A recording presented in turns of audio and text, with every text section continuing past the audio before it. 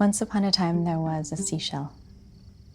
It lived at the very bottom of the sea, on the sand where it sat. Sometimes the waves washed it along and it drifted, but there was no animal that lived inside. And it was lonely. All the other seashells had animals who made their homes inside, with little beds and couches and books. And the seashell had a vague feeling that once someone had. Bedtime stories are animated, and I thought the jump between animation and kind of this real life was really cool. It was really dynamic, kept me as an audience member captivated. And I thought the fantastical stories mixed in with the normal plotline again was really fun and a creative combination that kept the audience on their toes. Um, the story itself, like I previously mentioned, really amplifies the bond of mother and daughter. We eventually find out that the title, The Stories We Could Have Told You, is aimed at, it seems to be a father who is no longer in the picture. And we learn a little bit more about the pain that sits with the mother because of that situation, and then kind of the dependency that the daughter has on the mother because of her insecurities of being left behind. I really appreciated the cinematography of this short. I right off the bat really liked that the lantern that was being turned on and off was illuminating the scene, and then it would cut to darkness. I thought that was really creative.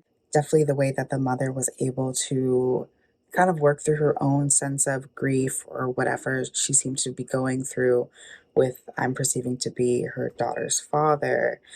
Her telling stories through the five different stories that she told as a way to kind of process that, and also to teach her daughter the same kind of lessons that she's also having to teach herself. I thought it was very beautiful in that regards. I thought the animation was really cool, and I feel like it kind of played into the childlike way in which we're able to make somewhat serious topics digestible for kids. And I truly, really like that, because even though the daughter thought it was a bedtime story, you can tell that in the future she's going to remember stories like that her mother have told her, and it's going to be able to reflect positively in her life and how she's able to apply it to her own relationships and her own experiences in her life. And I thought it was really, really nice. I think my favorite was I think the sock one. And knowing that not two things ever actually perfectly need to align to work. And I thought that was really cool, because we probably always have this fixation about how things need to work out perfectly, and it just never does. So it's really cool to kind of analyze that through socks. The mother has a sense of grief and dealing with emotional heaviness as she has this kind of underlying thought of these are stories that we should have told our daughter together, as she falls into talking about a relationship, whether it be an octopus or a bunny or the experiences a wall has, even. And we bring it all back to the very end. We find that the little girl is struggling with being alone and having this act of going to bed, and essentially fights for one more story. And that's where we find our mom, who takes this opportunity to share the story of essentially how her and her partner fell in love and their love story. And I think that's an important, way to share with a loved one is, especially if you've lost them in some shape or form, is to keep them alive by telling and sharing the stories. And we know it's their love story because it does cut to um, this broken lamp that just so happens to be in the little girl's room. So it kind of really brings it home. We are immersed in this storytelling reality and brought to this different world due to the animation, but there are some live action experiences within this, and that really creates this intimate barrier that we end up carrying for these two individuals and really feeling for what they're going through and kind of processing in this little moment together. I thought this was beautiful and kind of heartbreaking and really, really lovely. I loved the use of the animation while she's telling the stories. I thought that was really, really great. Because I think that when you're a kid and you're having somebody read you a story or tell you a story, I think that that's kind of what happens. Your imagination takes over, and it just kind of runs wild, especially when you're young and you don't have life experience to kind of color your perception of the world, and so you do kind of have this ability to let your creativity and your imagination to run wild and run free. So I loved the use of the animation during the stories. I thought that was particularly well done and well thought out. I thought it was great technique. And then the stories themselves I thought were really fantastic. And then you get to the end and you kind of get a fuller picture of the situation. And like I said, it's beautiful and tragic and heartbreaking all at the same time, and really moving and really inspiring and impactful to tell the stories while you can, and to make the little moments important. It felt like I was mining for answers in this film and trying to figure out what happened with this family. Through the stories that the mother is telling and through the little voiceovers that we hear, I could guess that the father is now out of the picture, whether it's from death, divorce, possibly even suicide here. I wasn't certain what happened to him, but it is clear that he is gone now. And inferring that from his voiceovers and what he was saying, but also some of the animations that we see here and the stories that the mother tells about losing socks, losing a best friend that loves to sing and finding the song again, or losing something and then realizing that you haven't lost everything, is a theme throughout most of these little animation stories that she tells.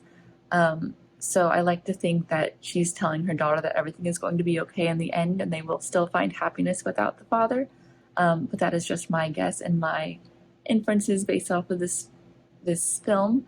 I loved the live action and animation mixed together. I love that her stories were animated in this film in such a beautiful way. Her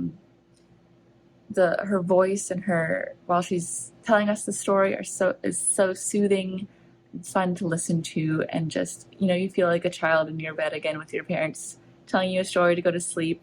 So I liked that aspect of this as well, the storytelling perspective and the lens that we're seeing that through. I think this was really touching. I think it was heartfelt. I think it was, for me, it evoked a lot of emotions. I think it has a really great message. And I think visually it was very hard hitting for me. I think having this mother-daughter pair was really great. I think they had great chemistry, and I think it read really well on screen, and it paired with the lyrics of this very well. Yeah, a very heartfelt piece. Watching them together and going through this, shot very well, really great transitions in here. And it came out to be a very smooth, cohesive, and very well done piece. I liked the opening with the parent and child, how you started it that way, and then the animation kind of felt like the child's mind and imagination. It felt like both of their minds actually living the story as the mother was making it up. And then I loved how the child also had her input in the story and what direction it went in. It was just a beautiful moment between a mother and a daughter, and I actually felt like this might be a real mother and a daughter. I'm not really sure if it was, but it felt so natural and real. The little girl just felt so real to me, like she wasn't even acting. I like that a lot. both the actors were really great performers, I should say. I love the woman's narration of the stories. It was just really cute. I love how the little girl just chimed in. It was a rabbit at that one point, and I didn't expect that. I just expected the woman to keep telling the story her way. I love the daughter's contribution. Just very cute idea all the way around, unique, nice writing, nice subtle music. I liked the final story about fixing something broken. I thought that was a really great way to end this. A lot of these stories were used in a way to showcase different aspects of personally what I believe was the mother's life and the mother's different backs. Like, we were learning a lot about the mother's past through these stories. And they always had the fairy tale twist of, it always ends on a happy ending, which unfortunately wasn't something that she herself got to experience with what I presume was the father. And so at first there's a lot of ambiguity because you see all the different pieces, and you're not sure where it's going, but with more stories you slowly start putting two and two together, and you're finally able to put everything together to create this overarching narrative. And I thought that was a very neat and very creative process.